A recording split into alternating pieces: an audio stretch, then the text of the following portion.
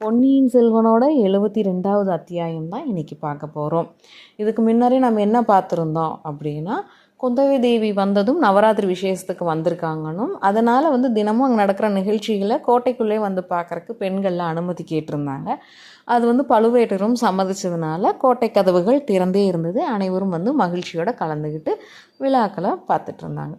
இந்த மாதிரி விழாக்கள் சிறப்பு நிகழ்ச்சிகள் நடக்கிற சமயத்தில் நம்ம தஞ்சாவூர் பொதுவாகவே நாடக கலைக்கு ரொம்ப பிரசித்த பெற்றமான ஒரு ஊர் தான்.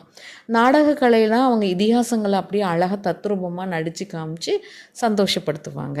ஆனால் அந்த நவராத்திரி சமயத்தில் அங்கிருந்த நாடக கலைஞர்லாம் இன்னொரு சிறப்பான விஷயத்திலையும் சிறந்து தேர்ந்து பாராட்டுகள் வாங்கிட்டு இருந்தாங்க.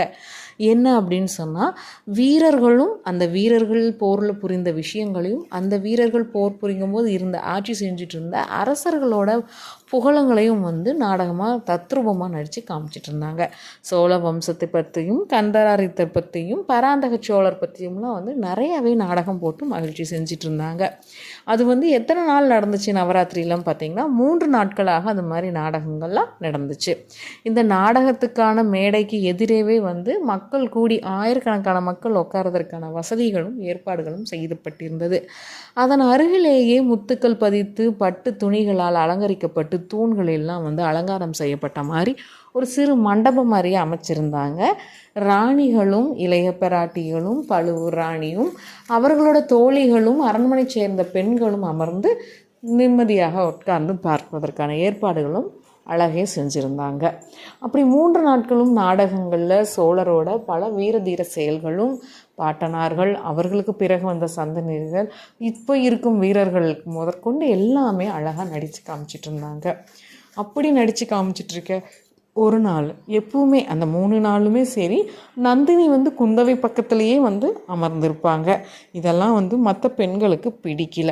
நந்தினியும் இந்த அராஜகத்தனமாக இருக்கக்கூடிய இந்த நந்தினி குந்தவை பக்கத்தில் அமர்வதா, இளைய ராணியும் நம்ம குந்தவையும் அதுக்கு மறுப்பு சொல்லலையேன்னு அவர்களோட தோழிகள் மற்ற அரண்மனை பெண்களுக்கும் பிடிக்கவே இல்லை. இருந்தாலும் அதை கேட்குமான துணிச்சல் யாருக்கும் கிடையாது இல்லையா? பெரிய பழுவேட்டையரை யாராவது பகைச்சிக்க முடியுமா? இல்லை நம்ம குந்தவைக்கு தான் அவங்க பதில் பேச முடியுமா? அதனால் பெண்களும் மனசுக்குள்ளேயே பொறுமிக்கிறாங்க. இந்த காட்சிகளை அவங்களால பார்க்கவும் முடியல. அன்று அப்படித்தான் இருவரும் அமர்ந்து நாடகத்தை பார்த்துட்ருக்காங்க. பராந்தக சோழரோடைய வீர தீர செயல்களையும் சொல்லிக்கிட்டு இருக்காங்க. அப்படியே சொல்லிட்டு ஒவ்வொரு நிமிஷம் வரும்போதும் அவங்க நம்மளோட வானதியோட பாட்டனார் இருக்கார் இல்லைங்களா, கொடும்பாளூர், அவரோட வீர தீர செயல்களை சொல்லும்போதும் அவர் எப்படி சோழ வம்சத்துக்கு போர்களையும் சரி மற்ற நேரத்திலையும் சரி துணை புரிந்தார், காவல் காத்தார் அப்படின்னு சொல்லும்போது குந்தவை திரும்பி வானதியிடம், பார்த்தாயா வானதி, இப்போ உன் ஆட்சி தான் மேலோங்கி இருக்குன்னு சொல்லவும் வானதிக்கு ரொம்ப சந்தோஷம். தன்னுடைய மூதாதையர்களோட பெருமைகளை தனக்கு பார்க்க, நாடக வடிவில் பார்க்க கிடைக்க கொடுத்து வச்சதையும் அதை எல்லாரும் பார்த்து ரசிக்கும் போது அந்த பெருமிதத்தில் வானதி ரொம்ப சந்தோஷப்படுறாங்க. அதே சமயத்தில் பழுவூர்காரர்கள் எப்படி நம்ம சோழ வம்சத்துக்கு உதவி செய்தார்கள் என்று சொல்லும்போது இதே குந்தவை நந்தினி தேவியிடம் பார்த்து, பார்த்தீர்களா, உங்களோட ஆட்சி இப்போ மேலோங்கி இருக்கிறது என்று சொல்வதும் நந்தினி அதுக்கு புன்னகை புரிவதும் சுத்தமாக பிடிக்கவில்லை இந்த வானதிக்கு. என்ன நந்தினி தேவி நம்மளோட தோழியாச்சே, அவர்கள் நம்மகிட்டையும் பாசம் நேசத்தோடு நடந்து கொள்கிறார்கள், அதே மாதிரியான அந்த கொடுமைக்காரி வெள்ளி தோற்றத்தில் இருக்கும் அந்த நந்தினியும் அவங்க சொல்கிறாங்களேன்னு சொல்லி வானதிக்கு சுத்தமாக அந்த விஷயம் பிடிக்கவில்லை. வானதி மட்டும் இல்லை, அவர்கள் தோழிகள் யாருமே அதை ரசிக்கவும் இல்லை.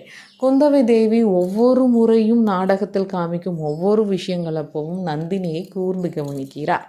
நந்தினியோட முக பாவனையிலேயே அவரோட எண்ணம் பளீர் என்று தெரிகிறது. அவ்வளோ பாவனைகளோடு அமைந்தது தான் நந்தினியின் முகம். இவ்வாறே குந்தவை கவனித்து கொண்டு வரும் பொழுது பாண்டியர் மன்னர் இங்கிருந்து தப்பிச்சு இலங்கைக்கு போய் அங்கே அவரோட வாளையும் கிரீடமும் இலங்கை மன்னரிடம் விட்டு ஓடின கதைகள்லாம் வரும்போது நந்தினியின் முகம் மிகவும் இருண்டி விட்டது.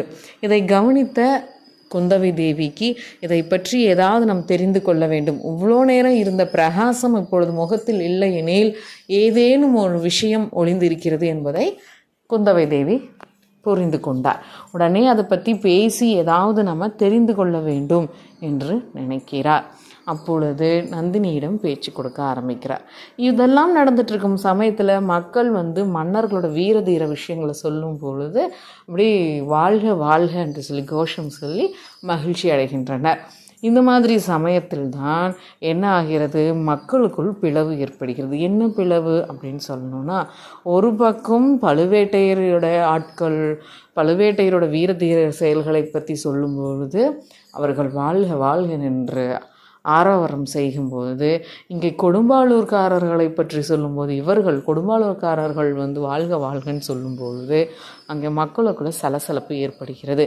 நாடகத்தைச் சேர்ந்தவர்கள் சமமாகத்தான் பாவித்து சமமாகவே இருவரையும் பாராட்டி நடித்து காமித்தாலும் மக்களுக்குள்ளேயே அவர்களோட கோஷ்டியை சேர்ந்தவர்களுக்குள் அந்த சிறிய சலசலப்பு ஏற்படுகிறது. இந்த சமயத்தில் தான் நமது குந்தவை நந்தினியிடம் கேட்கிறார், என்ன இளையராணி, உங்களுக்கு பிடித்திருக்கிறதா இந்த நாடகம்? அது மாதிரி ஏதோ சில வார்த்தைகளை கேட்டுக்கொண்டே இருக்கிறார். அப்பொழுது சக்கரவர்த்தியின் உடல் மட்டும் சரியாக இருந்திருந்தால், அவரும் இந்த நாடகத்தை பார்த்திருந்தால் மிகவும் நன்றாக இருந்திருக்கும். என்ன பண்ணுறது, என் தந்தைக்கு உடல் நலம் சரியில்லையே என்று குந்தவை நந்தினியிடம் பேசுகிறார். உடனே நந்தினி சொல்கிறார், அதற்கு ஏன் நீங்கள் கவலைப்படுகிறீர்கள்? அதுதான் நீங்கள் கேள்விப்படவில்லையா? இது மாதிரி மருந்துகள்லாம் மூலிகையெல்லாம் சேகரிக்க ஆள் வைத்திரியுடன் மகனுடன் நீங்கள் அனுப்பிச்சி வச்ச ஆள் தானே போயிருக்கிறதா சொல்கிறாங்க. ஏன் குந்தவை உங்களுக்கு அது தெரியாதா அப்படின்னு சொல்லி கேட்குறாங்க. உடனே குந்தவை டக்குன்னு ஸ்டாப் பண்ணிக்கிறாங்க. அடடா, நம்ம அனுப்பிச்ச ஆளுங்கிற அளவுக்கு இந்த நந்தினிக்கு தெரிஞ்சிருக்கே அப்படின்னு. உடனே இது எப்படி பேசுவது, இந்த விஷயத்தை மறுபடியும் எப்படி தொடருது அப்படிங்கிற சமயத்தில் மக்கள் எல்லாம் வாழ்க வாழ்கன்னு சொல்லும்போது அந்த சலசலப்பில் கவனம் செலுத்துகிற மாதிரி குந்தவை நந்தினியிடம் அந்த பேச்சை அப்படியே நிறுத்தி கொள்கிறார்கள். நந்தினி இதுவரையும் தெரிஞ்சு வச்சிருக்கிறது குந்தவைக்கு மிகவும் ஆச்சரியமாகவும் இருந்தது. இந்த சமயத்தில் பெரிய ராணியான அவர் சக்கரவர்த்தியின் துணைவி தினமும் அந்த 9 நாட்களும் இரவு பூஜை துர்க்கை அம்மன் கோயிலில் செய்வது வழக்கமாக இருந்தது. அவ்வாறு அவர் போகும்போது இளவரசிகளெல்லாம் சிறு பெண் அரண்மனை சேர்ந்த சிறு வயது பெண்களை தவிர்த்து விட்டு தான் போவார். ஏன் அப்படின்னா, அங்கே பூஜை செய்யும்போது சாமி ஆடிகளும் பயங்கரமாகவும் ஆடுவாங்க. சில விஷயங்கள்லாம் பார்க்கும்போது சின்ன வயது பெண்கள் பயப்படுவாங்க. அப்படிங்கிறனால அவர்களெல்லாம் வர வேண்டான்னு அரண்மனையிலே விட்டு ராணி மட்டும் மகாராணி மட்டும் போயிட்டு வர்றது வழக்கம். ஆனால் நீ வர வேண்டாம், நீ பயந்து கொள்ளுவன் குந்தவையிடம் சொல்வதற்கு யாருக்கும் தைரியம் இல்லை. ஏனென்றால் எந்த ஒரு பயமும் இல்லாத நல்ல ஒரு திடகாத்திரமான மனநிலை கொண்ட ஒரு பெண் தான் இந்த குந்தவை. அன்று குந்தவையும் மகாராணியுடன் செல்கிறார். வானதியோ அறையில் தனியாக இருக்கும் சூழ்நிலை. வானதிக்கு தன்னுடைய பாட்டனார் தந்தையார் பற்றி போரில் அவர்கள் கலந்து கொண்டது, எவ்வாறு சோழ தேசத்துக்கு அவர்கள் உதவி செய்திருக்கிறார் அப்படிங்கிறது நாடக வழியாக பார்த்ததில் ஒரே சந்தோஷம். யாராக இருந்தாலும் தனது மூதாதையர்களை பற்றி பெருமையாக பேசும்போதும் ஒரு மனநிறைவு தரும் இல்லையா, சந்தோஷம்.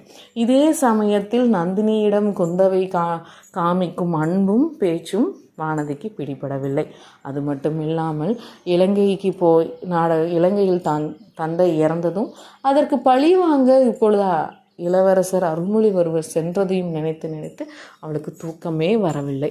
குந்தவை தேவியிடம் அருள்மொழிவர்மனை பற்றி சிறிதாவது பேசி புலம்பி விட்டு தூங்கினாத்தான் தூக்கம் வரும் என்பது அவள் தெரிந்திருந்தாள்.